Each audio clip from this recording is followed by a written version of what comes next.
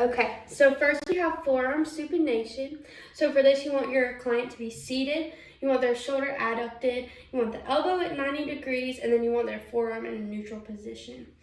Okay, so you're gonna put the goniometer about here, and you wanna keep the stationary arm parallel with the humerus, and then you wanna keep the axis with their ulnar styloid, and then you want the movement arm to move with their forearm as they move. So I'm gonna have her supinate.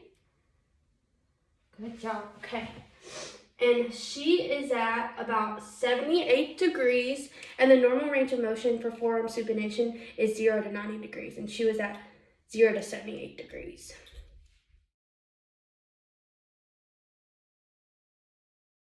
Okay, so now I'm going to show you how to measure wrist flexion. So you're going to start out by having your client put their arm on the table, and you want that forearm to be pronated and the elbow to be flexed.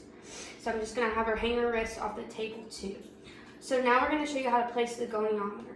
You're going to keep this stationary arm right here parallel with the ulna, and you want the axis to be at the ulnar styloid. And then you want the moving arm to be parallel with the fifth MCP. And so I'm just going to have her move her wrist towards the floor as much as she can. Perfect.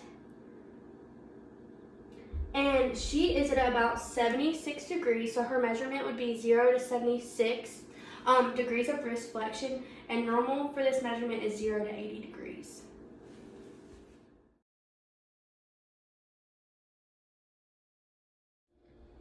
Okay, so next I'm going to show you how to measure MCP flexion. So first you want to have your client in a seated position, and you're going to have them rest their arm on the table.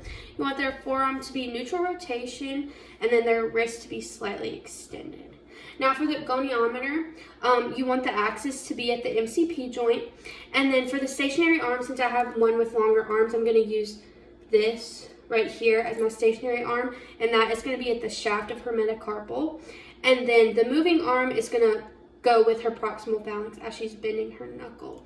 And so I'm going to measure her index finger here. So I'm going to line it up, and then I'm going to tell her to move her knuckles just like this. Right, move. Good job. Okay.